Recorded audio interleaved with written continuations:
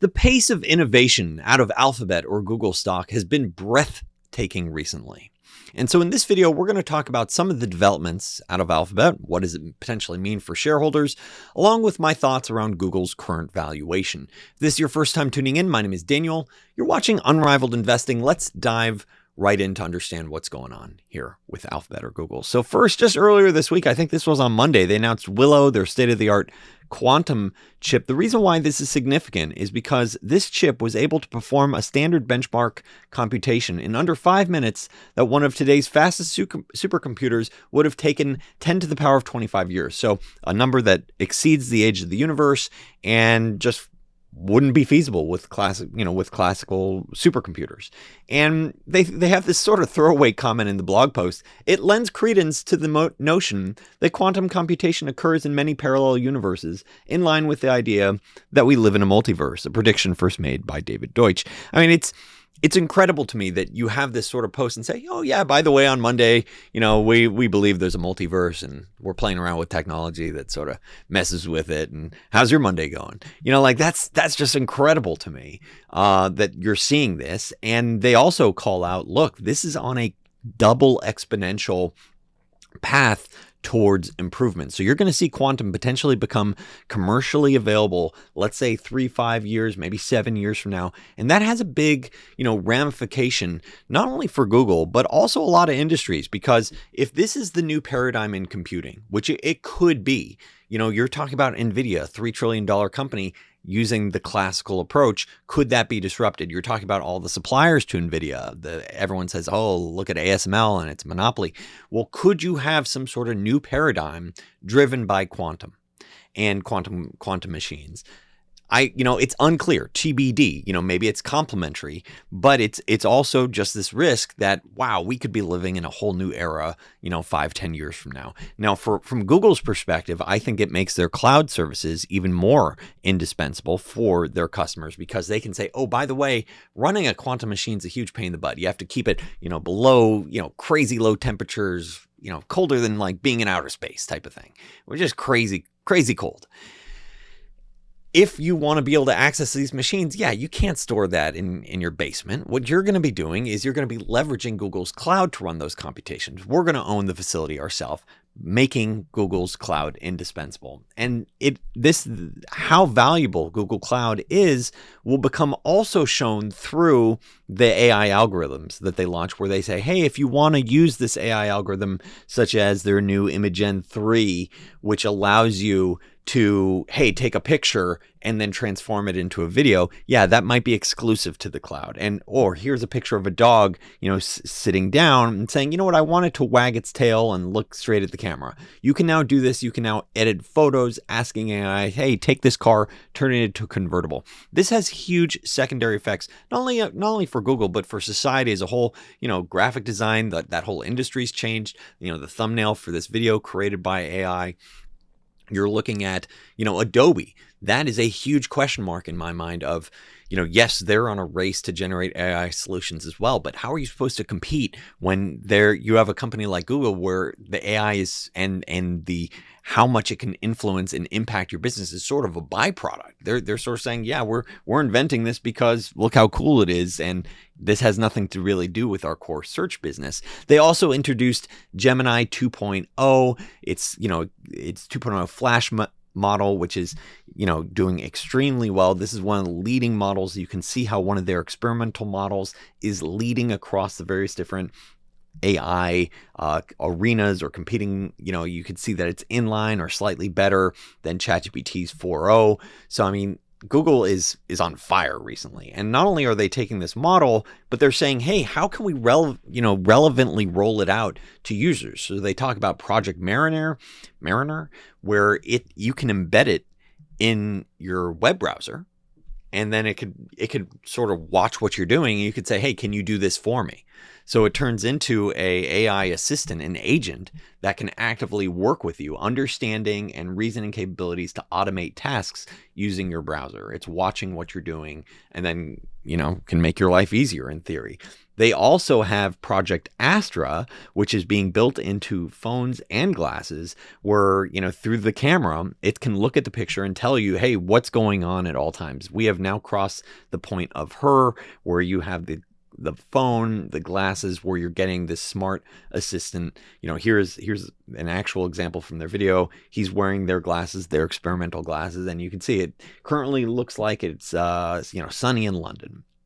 And so this, once again, huge impact for society. You're going to see, people, I've no doubt you're going to see people wearing, glasses like that in casinos to try to be like, hey, maybe I can, make a few extra bucks. And, the casinos are quickly going to be like, wait a second, these are like super smart glasses. You're not allowed to wear these. So like there's all sorts of secondary effects here that are just, or the last time you were at that party and you couldn't remember, that girl's name. Well, now you got the glasses to be like, oh yeah, that's this, and by the way, here's their credit rating or here's their credit score. We are quickly going into a whole new world in terms of what this means for humanity. So what are my thoughts on Alphabet as we look at this? First of all, as always, this is not financial advice. And also, quick plug, recently Harish, a premium member of the Unrivaled Investing community, wrote, "You bring immense value with your unbiased insights and strong focus on fundamentals. The profits I made from just one of your ideas has already covered the premium subscription for several years." So if you're looking for compelling ideas, come check out Unrivaled Investing. It's interesting that here it is. I've spent the time talking so far about their cutting edge computational solutions in quantum, their growing cloud, their AI, and I didn't even mention Waymo. I didn't even mention their driverless car solution, which, by the way, as you can see from this headline, it just passed a first responder test so that the intelligence in the car knows, hey, the signaling, even if a light's out and you have a cop giving you the stop or go to the side, like it's smart enough to get that. And so here it is, that's just sort of an afterthought. That's just, this is a side bet. This is one of the other bets that's going on. This isn't even core to the thesis. That's incredible when you think about where we are as a society and what they're investing in. So it's not surprising to see that so far this month, the stock is up over 10%.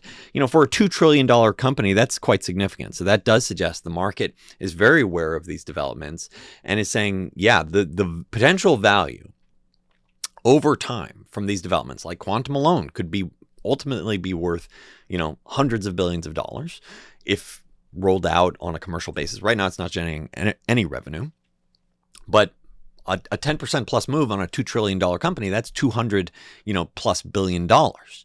So that's the market saying, yeah, what you're doing smells right. And smells like you're potentially creating a lot of value. So that's why you're seeing that valuation expansion. There's a lot of very exciting pieces here. That said, it is important to understand we still live in reality and there's still politics. For example, Sundar Pichai is expected to meet Trump at Mar-a-Lago, and there had been, previous talks about, how President Biden was looking to break up Google, and maybe that doesn't go through now with Trump, but Trump is clearly upset with, how you could call it election interference, where, previously if you wanted to, David Sachs had a whole thing on this where if you were to, ask, hey, I'm looking to vote for Trump, where can I vote? This was pre the voting, and then you'd have trouble on Google search. Whereas if you were to frame like, hey, I'm looking to vote for Kamala, it would be much easier to find it. So there is that concern that, hey, there could be some sort of retribution from Trump in terms of the company. That said, I think they just announced that they're donating $1 million to they're bending the knee. They're donating $1 million to Trump's inauguration fund or something like that.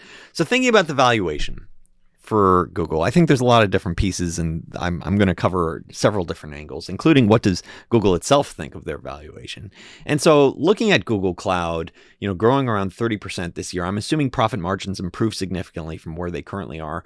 I'm going to give them the benefit of the doubt and assume that they continue to launch new products and features that have better integration with their cloud. So I'm going to assume continued strong growth, 20 to 30% annualized growth. I don't normally give companies that type of credit to assume, yeah, you can keep delivering on the, let's say, 30% growth.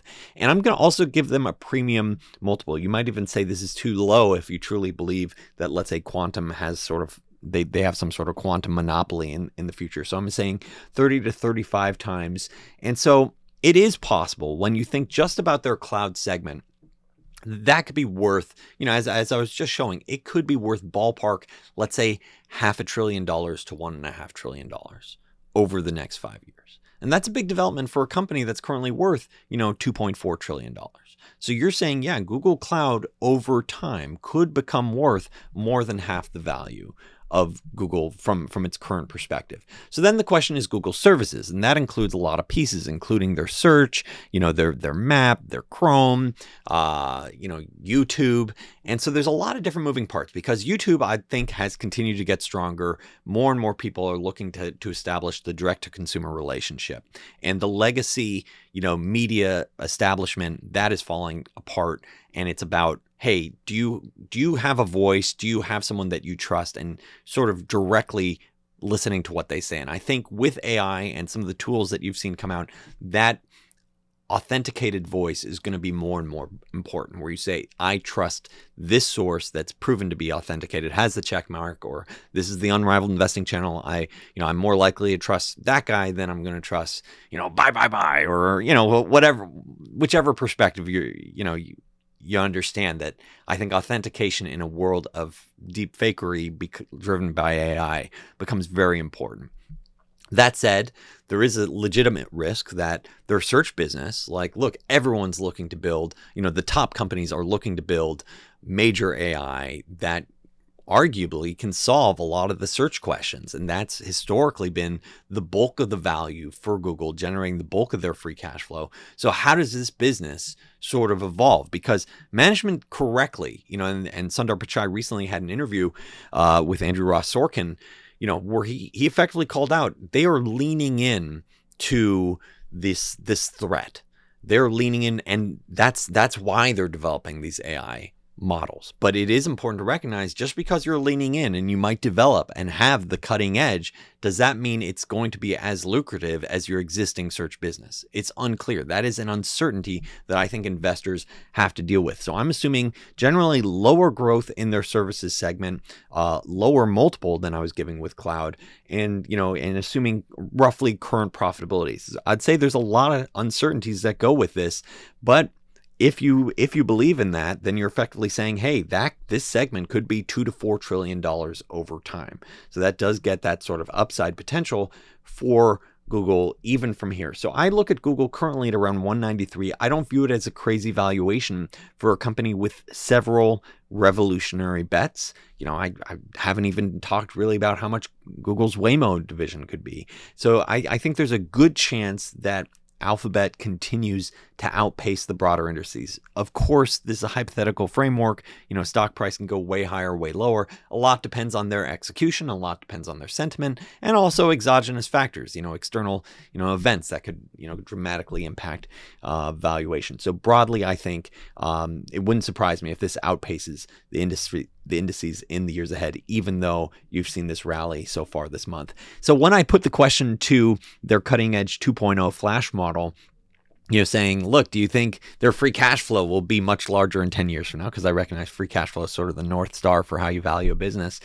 And they're saying, look, it's difficult to say definitively. They acknowledge, the AI acknowledges, it's actually tough to say, for sure it's going to be bigger in 10 years from now. It's difficult to definitively say that. And so I sort of pushed it. I said, okay, so can you sign a probability and guesstimate how much free cash flow you think it could generate in 10 years? And it's saying, look, there's a 70% probability that they generate a lot more free cash flow, and probably 150 to 200 billion.